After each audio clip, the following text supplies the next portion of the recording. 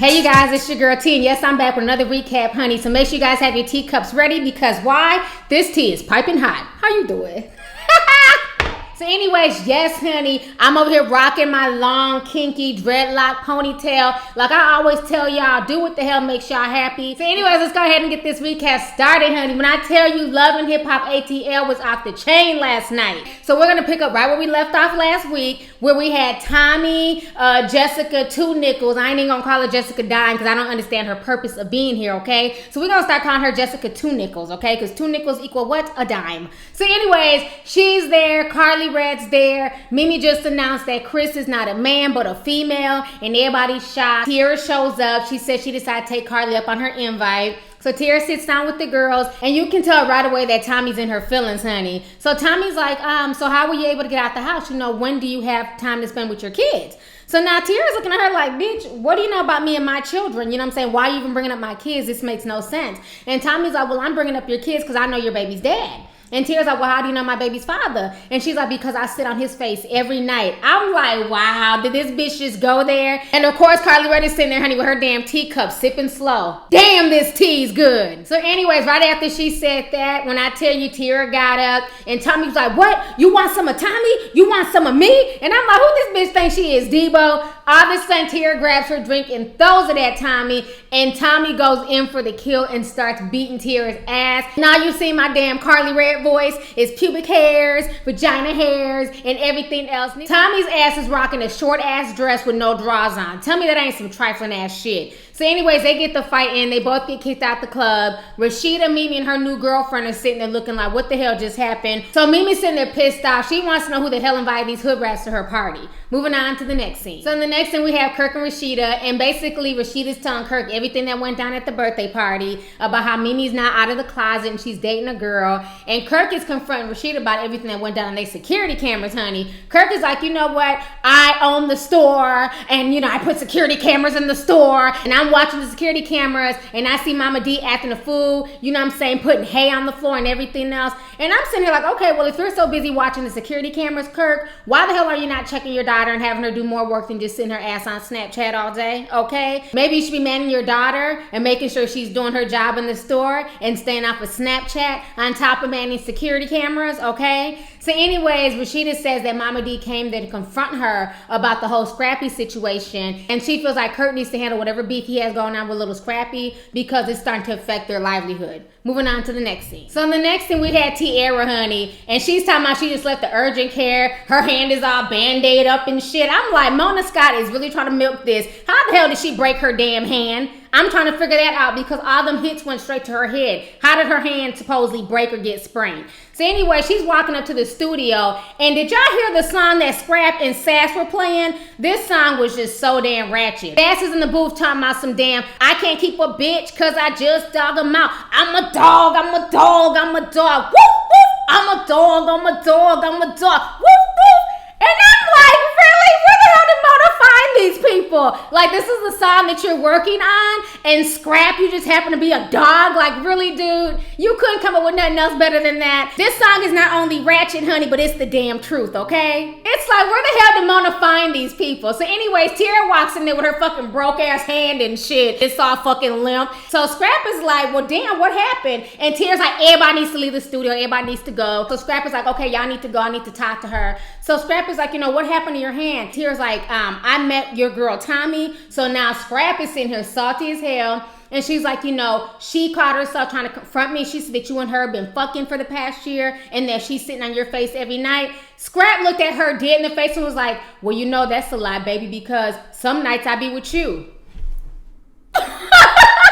When he said that, I fell the hell out. I'm like, this dude has no shame whatsoever. Instead of apologizing, he's basically saying that it's not really true because I'm fucking you some nights. And it's like, what the hell is wrong with this dude? So then Tiara asks Scrap, you know what I'm saying, are you still fucking her? You and her messing around? And Scrap decides to be honest. He's like, yeah, I am fucking her. When I tell you all of a sudden the power of Jesus came through this bride, because all of a sudden her hand was healed, the same broke hand that she came walking in the studio with, all of a sudden this bitch grabbed her damn purse and got the swinging it at his ass like, no, don't you ever tell me that you fucking another girl. When I tell you Love and Hip Hop ATL is so damn ratchet, honey, but I'm here for all the ratchetness, bitch. So Scrapp is like, stop hitting on me. You need to calm down. You need to stop acting crazy. And Tiara tells Scrapp that, you know what? Me and you are supposed to be working on this relationship, and I want to be there when you tell Tommy's ass that you're staying with me and that me and you are together. So Scrapp is like, okay, fine, I have to get a hold of her, figure out what's going on. And Tiara's like, if you don't, you will not see your son no more because this bitch got 32 mugshots. Yes, bitch, not one, not two, not three, but 32 separate mugshots. This bitch Tommy is just like his mama, honey. She's about that life, okay? So Tiara's pissed off and she says that she does not want her son around this fucking ghetto hood rat, violent thug. She wants her son to be safe, and if Scrapp can't make a decision, then he's not gonna see his son any longer. So Scrapp is like, okay, fine, I'm gonna get everything sorted out, get everything figured out. I'm gonna go ahead and talk to Tommy, and I'll be in contact with you in a few days. Moving on to the next scene. So in the next scene, we have Mimi, Ariane, and Chris, and they're helping Mimi move. Can somebody please explain to me, honey, why every season this bitch Mimi is moving? Does this bitch have bad credit? Does she not pay her bills? Why is she always packing up and moving to another house every damn season, okay? So anyways, Ariane comes in with her salty ass, and she's calling Chris Christina. And Christina's like, okay, why are you calling me by my, by my girly name? My name is Chris. And she's like, what do it matter if I call you Chris or Christina? What's the big deal? And so then Ariane is like, I'm really proud of Mimi for finally coming out the closet and letting everybody know that she's a lesbian. And all of a sudden, Mimi's like, bitch, I am not a lesbian. Honey, when this bitch said that, I had to rewind the motherfucking tape. Bitch, what do you mean you're not a lesbian? Are you really lesbian? No.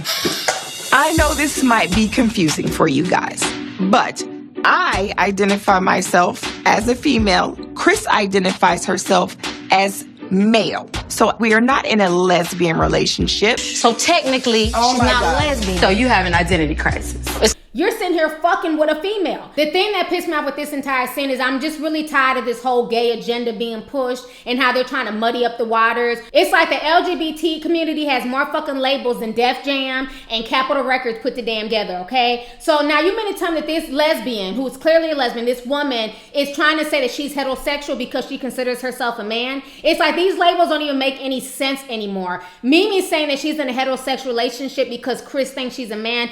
I don't give a shit how much of a man that Chris thinks that she is, because I'm sure once a month Aunt Flo taps her on the shoulder and reminds her monthly that she's still a woman, no matter how many fucking dildos she wants to strap on her fucking hip, okay? This is some bullshit to me. And personally, if I was gay or lesbian, I would be offended by this whole scene, and it's making the LGBT community look like a joke, okay? When you have a woman who's clearly a lesbian, who thinks that she's a man, but she's saying that she's not transgender, she doesn't want to turn into a man, but she believes in her heart and her soul that she's a man. Like, this whole situation made no sense. And then you have Mimi, you're laying up with a woman who has the same private parts as you, but you're trying to convince yourself that it's a man because she's fucking with a strap on and that you're giving her head with the strap on. Chris is saying that her sexual orientation is no touch, meaning that she wants to do all the touching and she only gets sexual gratification if that person touching her is touching her male parts.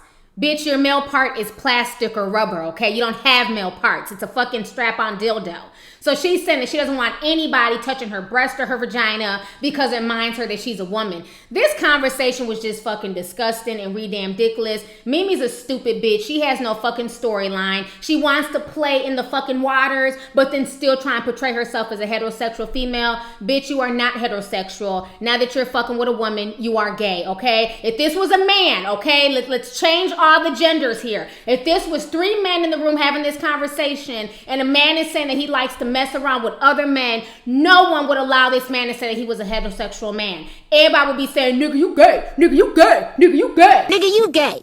Okay? And I'm not trying to be derogatory or anything like that, but y'all know damn well that's what folks will be saying. But because it's women, people are making excuses for Mimi's fuckery. We all know Erin's ass is a bitter bitch, honey. She been fucking Mimi. That's why she's feeling some type of way, because Mimi's not trying to claim what the hell she is, which is a lesbian. And I think this entire conversation was a slap in the face. And I'm tired of Mona trying to push all these shady ass fucking agendas. If you're gonna be gay, stand by that shit, be proud. Don't sit here and say that you like to mess with other women, but you're heterosexual. Bitch, if you're heterosexual, then what the hell am I? It doesn't make any sense. I'm just so tired of people just blurring the lines and just having all this fluidity. Only when it's convenient for them, though, okay? When it's convenient for them, all of a sudden they're fluid and you can't judge them. But when it comes to other topics, they can stand firm on that. Mimi is full of shit and so is Chris. Moving on to the next scene. So in the next scene, we have Mimi, Rashida, and Tammy, and they're all going to this fashion show. It's a charity fashion show. And we also meet this transgender named D. Smith. And a lot of people think that D. Smith and Mama D are one and the same, but I ain't one to gossip, honey. I'm just telling y'all what the hell was being said on Twitter last night, okay? So anyhow, so they're there, and they're getting ready to watch the girls walk down the runway. And Tammy's messy ass is going to say that Bambi, a local celebrity, decided to donate her time and come walk in the fashion show. I'm like, Tammy's ass is so messy. Bambi walked her tall ass down the runway, honey, and she slayed. That dress was on point on Bambi. And you could just tell that D. Smith is a man, okay? When he came walking towards the runway, he was looking fierce. But when his ass walked off the runway, that looked like a straight up man from the back. There wasn't no hips. He had them broad ass shoulders. Whatever, honey. Tammy says that D. Smith slayed it and that she wants him to walk in the show and that she needs to get his phone number and all this other stuff. So she ends up getting D. Smith's phone number from Bambi. Moving on to the next scene. So in the next scene, we had Tommy, and Tommy's ass is meeting up with KK, okay? Mama Karen. So she's basically telling KK everything that went down at the party, how she ran into Tiara, and then Tiara said something smart and Tiara threw a drink on her, so basically she had to whoop Tiara's ass. So now KK's in her confessional with this damn black dog. This broad scares me. She looks like one of those creepy, evil cartoon characters. She's sitting there rubbing on the dog and stuff, and she's like, I'm glad that Tommy did what she had to do because I can't stand Tiara. She's putting some voodoo on my son. I don't know what it is, but something about KK and Tommy's relationship creeps me out. I don't like the fact that Tommy is so comfortable talking about her sexual exploits with her man, with his mother, talking about how she's sitting on Scrapp's face. It reminds me of some Bates Motel type shit. This woman is just far too involved with her son's sex life. It makes no sense to me. And then she comes out to say why she's really mad at Tiara. She claims that when she was on the run, so she's claiming that what happened is that basically her and her sons attacked Sass's father. And so she decided to run so that way she could put money on her kids' books. And when she was on the run, supposedly Tiara snitched on her to the police, and then that caused her to be arrested. So my thing is, she doesn't take any personal responsibility for what she did. So it's her own fault that her and her kids were arrested. How the story goes is that basically they were mad at the baby's father for something. She used her youngest son, Sass, this is his father. She used him to lure the father to her house. The father comes and they end up beating his ass and kidnapping him, okay? It was her sons and a few other guys. So then they order the other guy to basically put the father in the trunk and drive him and throw his body somewhere. During the time that the guy was driving to go drop off the body, because they're thinking he's been beat so bad they're going to just dump him in a ditch or whatever, the police end up pulling this guy over on a routine traffic stop, and the guy's body language was just so nervous. He was just shaking. There was something not going on right with this driver.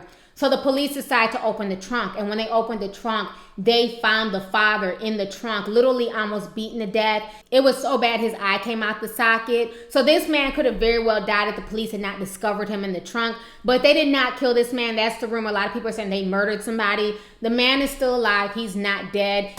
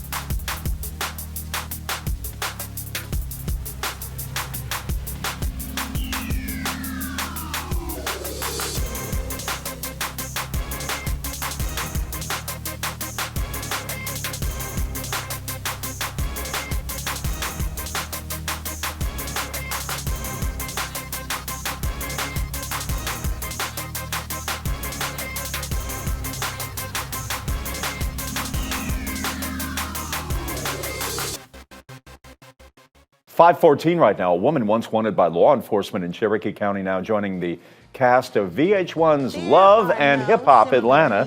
You may remember Karen King from a story we did back in 2012 when the sheriff's office was searching for her in connection with the beating of an ex-boyfriend. She was later arrested in Florida.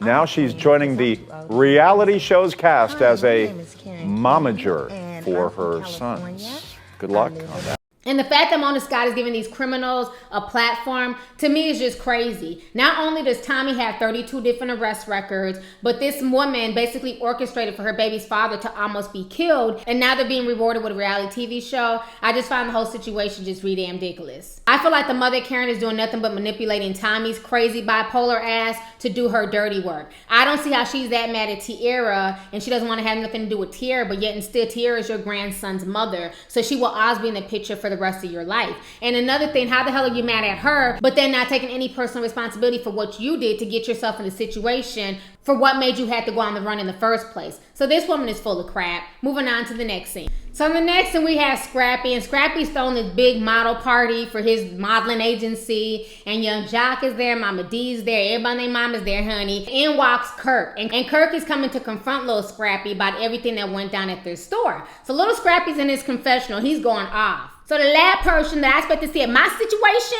is Kirk. We're not even cool partners, so why is you here? Kirk walks up to Mama D and he's like, I'm trying to be cool with you, but what happened at the store? When I tell y'all, Mama D's face had me cracking up when Kirk put her ass on blast. So now little Scrappy's confused. He's like, what happened? And so Kirk is like, yeah, your mama came into the press store and built some type of nest, and she was talking about rotten eggs and everything else. So then little Scrappy looks at Mama D and he's like, Mama, I could have swore I told you not to go to the store and go do nothing. This is my life, and I can handle myself. I don't need you fighting my battles, Mama. Confronts Mama D. Mama D's like, in my defense, let me just say this in my defense, son. When I take a breath, you take a breath because you came out of my womb. I'm like, if this bitch don't get out of here with that damn slave narrative. Mama D needs to have several damn seats. Your son is a grown-ass man, Mama D. Let him fight his own battles, okay? So then little Scrap asks young Jock to take his cousin away because he's tired of his mother's antics. So then Mama D goes in her confessional. She starts going off, honey. Kirk gonna come in the VIP and he gonna come straight for my head. Then he gonna piss me off by saying that what I did was some hate. Say the wrong thing and these paws will be on you. I'm like, Mama D's ass is so damn extra. I can't with none of these people. They are a mess. So now Kirk and little Scrappy start talking about the entire situation. And little Scrappy said that, you know what, he's just really, really upset with them because he felt like Rashida and Kirk let him down and he really needed them to be there. And if it wasn't for Deb Anthony coming and having his back, he could have lost his daughter. And Kirk is saying that, you know, that we had the Road Wish show coming up and we told you we may or may not be able to make it. So I don't see how you're mad at us. So Kirk is steadily making excuses. So now little Scrappy's hot. If it wasn't for Miss Deb coming through and say what the hell she had to say because all the court people know her, I would have got my daughter back. You feel me? Scrappy's like, you know what? I understand that. I understand you have to, handle your little situation. You have to get your money, whatever. But I'm telling you, bro, had you called me and you had a little situation, you asked me to be there, I'm going to be there for you, bro, because that's the type of nigga I am. I'm going to be there. So I'm like, well, damn, okay, little Scrappy is definitely making some sense. My thing is this. First of all, Rashida's a grown-ass woman. Now, I understand things come up, but at the end of the day, Rosewood did not call Kirk's ass to fly out there. They called for Rashida, so Kirk could have been there for little Scrappy if he really wanted to, you know what I'm saying? And then little Scrappy confronted him like, did you even want to be there? Did you even want to, come to court? And Kirk is like, no. And that says everything the little Scrappy needs to know. Kirk is fake as hell. And that's why I say at the end of the day, you got to really know who your real friends are. You can claim people to be your brother and sister, your cousin, your auntie and all that. But when it comes down to it, when you really need them, are they going to be there? And Kirk is full of shit, okay? Rashida had to go do something and, she probably didn't want to testify against Erica. But at the end of the day, they would not be on this show if it was not for little Scrappy. Nobody was checking for a Kirk or a Rashida. And people kind of knew them based off of little Scrappy. So I think Kirk should have definitely been there for him and he was definitely filed for this. Moving on to the next scene. So in the next scene we had D. Smith and she's meeting up with Tammy. And so D. Smith is feeling some type of way. One thing I would say about D. Smith is his damn voice is on point. He really sounds like a woman. Because when I hear Bruce Jenner talk, he sounds like damn Bruce Jenner. He still sounds like a dude. So at least D. Smith is taking hormones to, change his voice. Because he very much sounds very, very feminine. Smith calls herself whatever, trying to confront Tammy. and, you know, about what Waka Flocka said on the Breakfast Club. Now, I find it funny that Mona Scott wants to make this a storyline, but she's not showing what Waka Flocka said. And to me, why is it that the only people entitled to their opinion is the LGBT community? Why is nobody else entitled to their opinion? If Waka Flocka does not want to support Bruce Jenner, Caitlyn Jenner, and this whole fiasco, he don't have to. And I've spoken on this several times, and I got attacked, and I didn't give a fuck. Y'all's not gonna silence me just because y'all want to jump on the Caitlyn Jenner, Bruce Jenner bandwagon. At the end of the day, he was being a media attention whore. The media was focused way too much on him when you have other people in the trans community who have been out here fighting, like Janet Mock and several others, for trans rights. So my thing is, why was Janet Mock and other trans people not being put out there like the way Bruce Jenner was being put out there? So I understood where Waka Flocka was coming from, and for D. Smith to try and take Waka Flocka's words out of context and try and get mad at Tammy was kind of wrong, because at the end of the day, Tammy has the right to her opinion, so does Waka. And Tammy even made a point to say that, you know, their 10-year-old daughter was kind of confused and was asking, you know, what is transgender? And they felt that in their household, that was not a conversation they were comfortable having. And D. Smith was mad, like, no, it is your job as a parent to talk to your kids about different things so that way they're not judgmental individuals. First of all, you don't run nobody's household, and I'm assuming that you don't have kids. And every conversation is not comfortable for parents, and that's on each individual parent with what they want to talk to their kids about. Some parents are very comfortable talking to their kids about gay and transgender issues. Other parents are not, and that's not for anybody else to dictate. So D. Smith needs to have a tall glass of what? Shut the fuck up and live your life and let Waka and them live theirs, okay? Thank you. I don't like messy people, and D. Smith is very, very messy from what I see, okay? Moving on to the next scene. So in the next scene, we have Scrapp, and Scrapp is going to Tommy's house to bring her some pink flowers, honey, in a card or some shit. When I tell you Tommy is not here for it, Scrapp ends up walking in the house, and she's like, you know, what do you want? And, you know, Scrapp is like, well, I heard about everything that went down at the party. And Tommy's like, yeah, your punk ass baby mama threw a drink at me, so I had to handle my business. And Scrapp is like, you know, why did you say anything to her? I was going to talk to her. You had no business saying anything. Then Tommy's like, Scrapp, do you love me? Do you love me, Scrapp? And then Scrapp looks dead in her face, and Scrapp is like, man, I answered that the other day. Why I gotta keep telling you that I love you? I already told you I love you. I told you that like a few days ago. And I'm thinking to myself, fool, Tommy, if you don't wake the hell up, this fool don't love you. If he has to remind you that he told you he loved you a few days ago, that means he's not in love with you, boo. Move on. And tell me why Tommy reminds me of Duchess. I don't know if it's her face or how she talks, but she reminds me of Duchess from Black Ink, okay? Now Tommy grabs the flowers and she starts ripping them up, and she's upset. And she's like, you know, are you fucking her? Are you fucking Tiara? Scrapp decides to be honest with her, and Scrapp lets her know, yeah, I am fucking her. So now Tommy's upset and yelling at Scrapp. So Scrapp is like, you know what, I don't need this. I'm about to go. Come when you feel like it. All of a sudden, this bitch goes from 0 to 100, down to 50, to 0 again. After going off on him, she runs around the counter, starts yelling, then starts crying and having an emotional breakdown. I'm like, this chick is crazy as fuck. Check this out. Where and how to go? I didn't come to fight. You just need some time. You ready to talk? Call me anytime, all right? Okay? Well, let me lock you out because I just was like, what the f*** is Tiara? She came to me like she cooked.